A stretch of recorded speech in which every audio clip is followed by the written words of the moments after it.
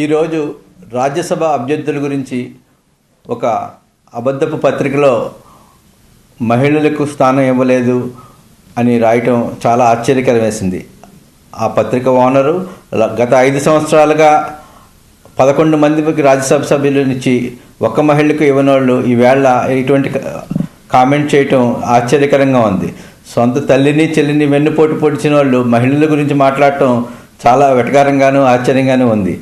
అదే మా తెలుగుదేశం పార్టీ జాతీయ వర్కింగ్ ప్రెసిడెంట్ మొన్న మహానాడులో కేంద్ర ప్రభుత్వం ఇచ్చినా ఇవ్వకపోయినా 33% మేము మహిళలకు రిజర్వేషన్ ఇస్తాం అని చెప్పి క్లియర్గా రాజకీయ రిజర్వేషన్ గురించి వ్యక్తపరిచినప్పుడు మీరు దాన్ని సపోర్ట్ చేయటం కాకుండా మీ ఆలోచన ఏంటో కూడా చెప్పలేని పొజిషన్లో మీరుండి ఈవేళ మహిళలకు రాజ్యసభ టికెట్ ఇవ్వలేదు అని చెప్పడం, ఏదో ఒక్కొక్కళ్ళ మీద ఒక రకంగా కామెంట్లు చేయటం మీ చేతకానితనానికి నిదర్శనంగా భావిస్తున్నాం.